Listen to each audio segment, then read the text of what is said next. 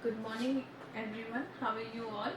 So this is Babita, your English teacher. So today we're gonna learn something about our daily use sentences. The sentences which we use daily in our day-to-day life.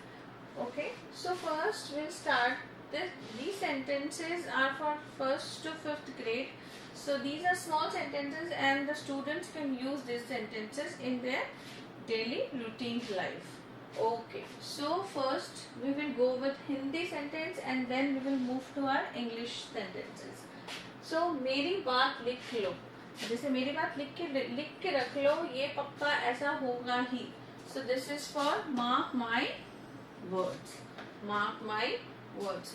These sentences are for grades 1 to 5. Okay, so others can also use, but basically these are for small children. So now next sentence is दरवाजे की कुंडी लगा दो, like खोल दो, sorry. So जब हम दरवाजा खोलते हैं तो क्या बोलते हैं? Unlatch the door. Okay, and जब दरवाजा बंद करते हैं that is called latch the door. Latch the door. Okay, so unlatch means open करना, open, and latch means बंद करना. Okay, so जब बंद करना हो, बंद, so that is latch the door. Latch हम किस चीज को बोलते हैं? जो कुंडी होती है दरवाजे पे लगी हुई, उसको हम latch बोलते हैं. That is called latch. Okay, our next sentence is मैं बाद में कर दूंगी. बहुत बार होता है कि हम बहुत बार यूज करते हैं कि अभी मेरा मन नहीं है, ये वर्क जो आपने मुझे दिया है मैं बाद में कर दूंगी. I'll do it later. Okay, so for that we will use this I'll do later. मैं बाद में कर दूंगी, अभी मेरा बिल्कुल मन नहीं है कुछ भी करने का, so I'll do that later. Next, फिर जब हम बोलते हैं कि I'll do later तो हमको क्या बोलते हैं? अरे टालो मत, देखो अभी करना है तो अभी करना, तो टालो मत. So don't put off. Don't put off. तो अभी अपना वर्क को टालो मत, तुमको अभी करना है मतलब अभी करना है. सो मैं टाल नहीं रही हूँ, मुझे अभी जैसे अच्छा नहीं लग रहा है, आई एम नॉट फीलिंग वेल, मेरी तबीयत ठीक नहीं है, तो मैं टाल नहीं रही हूँ. I am not putting off. I am not putting off. So for that we will use I am not putting off. Next. Okay, so मैं टाल नहीं रही हूँ, I am not putting off. मैं तो पढ़ रही हूँ. I am just, this is a mistake, I am just studying.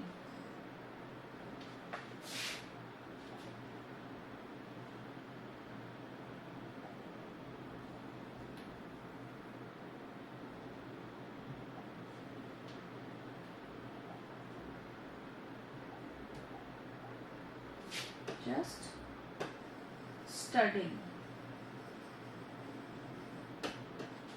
So मैं तो पढ़ रही हूँ. I am just studying. Okay, मैं टाल नहीं रही हूँ ये काम, बट अभी मुझे पढ़ाई करनी है, so I am just studying.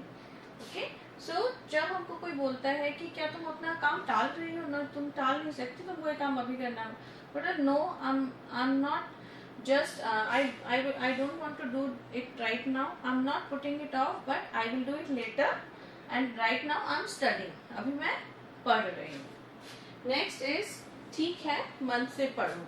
ठीक है, दिल लगा के पढ़ो, अच्छे से पढ़ो. So for that, all right, read silently. Read silently means अच्छे से पढ़ो. Read silently या फिर read properly. Both are correct. Okay, both are correct. You can use both the sentences for this. ये जाम हो गया. जब कई बार होता है कि हम लैच ओपन करते हैं या फिर दरवाजा ओपन करते हैं तो वो आवाज करता है, जैम हो जाता है, कई ड्रॉर भी जैम हो जाती है, तो दिस इज जैम्ड. सो हिंदी में जैसे जाम हो गया बोलते हैं, इंग्लिश में भी the word is almost similar, jammed. This is jammed. जाम हो जाता है ना, बहुत टाइट हो जाता है दरवाजा, specially in winter seasons. In winter seasons it gets stuck, so that is called jammed. In Hindi jam हो गया है, in English it's jammed. Next, इंतजार करो. Okay, wait up. So for इंतजार करो it is called wait up. थोड़ी देर रुको, अभी मैं कुछ काम कर रही हूँ, थोड़ी देर इंतजार करो, just wait up for me. Okay, अब खोलो. Now open. So बहुत बार होता है, ये बच्चों के साथ होता है कि जब छोटे छोटे गिफ्ट्स आते हैं उनके लिए, या उनके बर्थडेज पे उनको गिफ्ट्स मिलते हैं, so they become very impatient for that, और फटाफट से गेस्ट के सामने ही अपना गिफ्ट ओपन करना शुरू कर देते हैं. For that we can use, no you should not open it in front of your guest, will open this letter. So when the guest leaves the house, मतलब जो गेस्ट चले जाते हैं हमारे घर से, तो आप बच्चों को बोल सकते हैं yes now you can open the gifts. So now open. Next,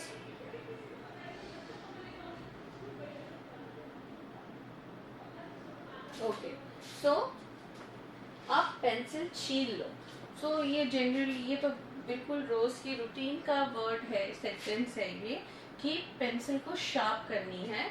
so now sharpen your pencil. So अपनी पेंसिल छील लो, शार्पन योर पेंसिल. ये कभी मत भूलना. Never forget this. Never forget this that you are a very good student. आपको अपनी पढ़ाई कभी नहीं छोड़नी चाहिए, बिकॉज आप एक बहुत अच्छे स्टूडेंट हो. So never forget this that you are a very good student. हाथ धो लो. And this is a very important group of word that we are using these days. हाथ धो लो. Wash your hand to keep yourself germ free. So again we will recall all the sentences what we have read in this session. So our first sentence is what? मेरी बात लिख लो. अब हम ये करेंगे discuss इसमें that where we can use these sentences. ये sentences हम कहाँ use करते हैं? मेरी बात लिख लो.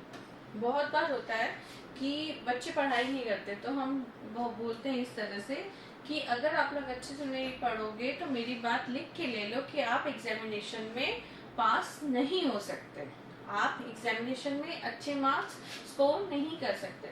सो for that what we use, that mark my words that you will not score good marks in your examination.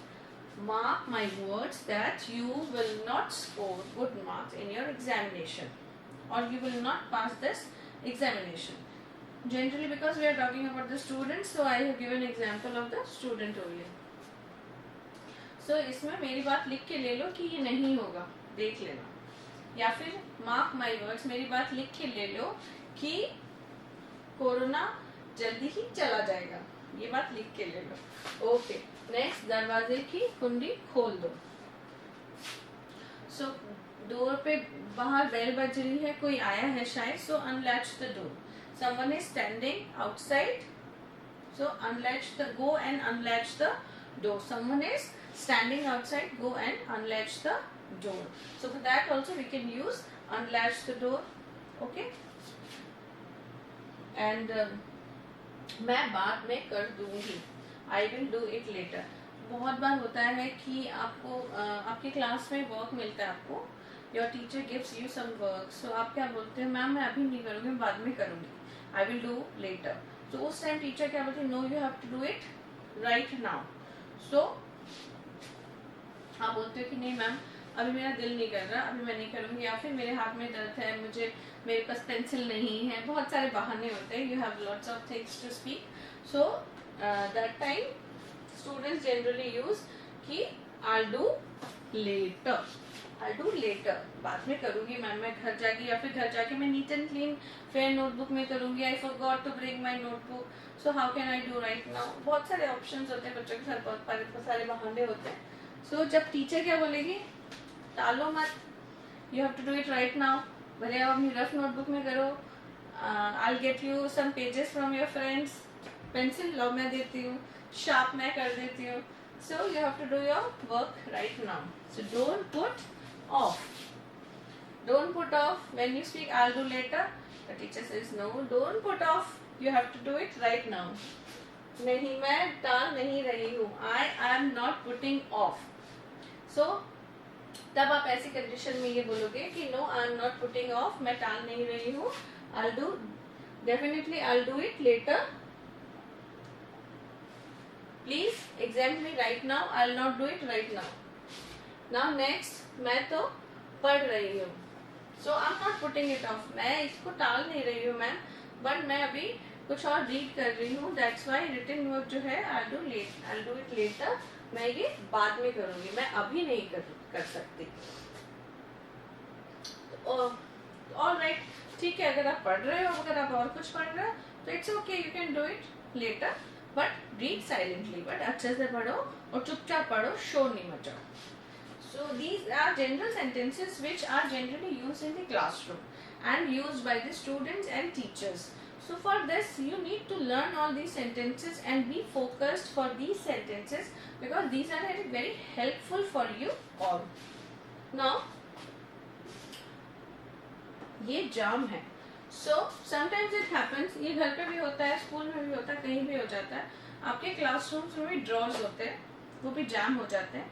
तो आप बोलते हो ना मैम ये खुल नहीं रहा है, ये बहुत जाम हो गया है. So this is jammed, this is jammed. So इंतजार करो.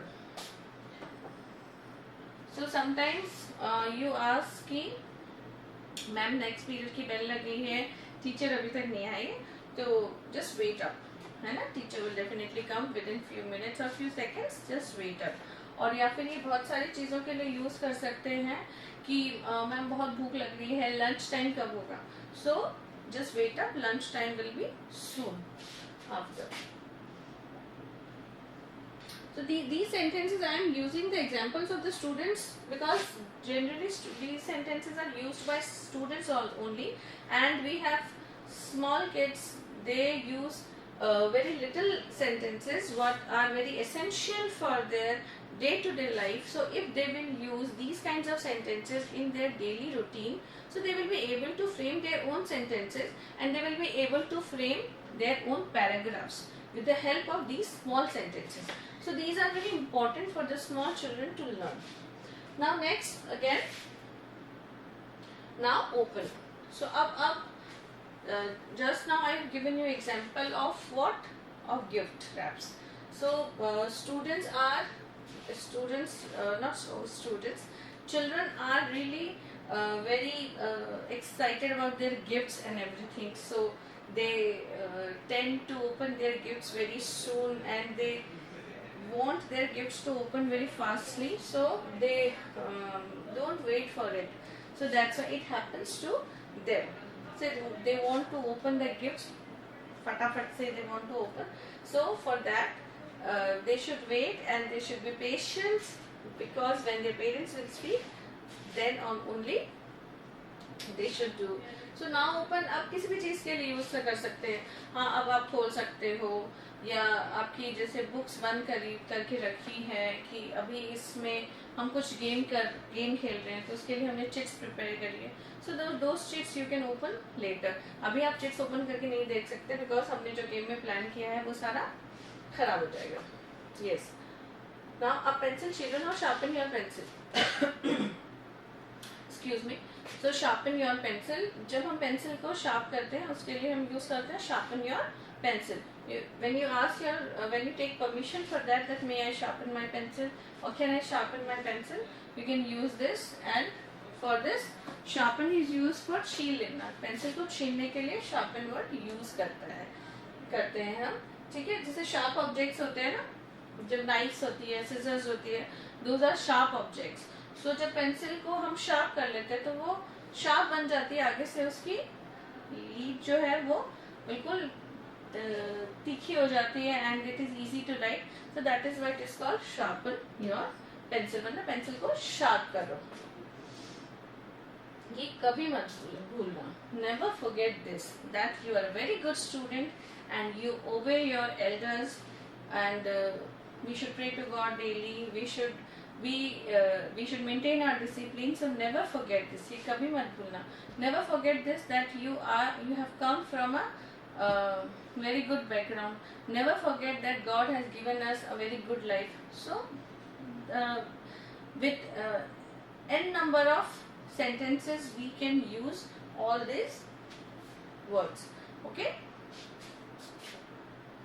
Now our last but not the least sentence is hath dholo, wash up. So wash up your hand, and here we end our today's session. Bye bye. We'll meet in the next session with many more sentences, many more new words. I hope you all will learn and read these words properly, so that you will be able to frame your own sentences and make your own paragraphs. So that will make your life easy while using your English language. Thank you.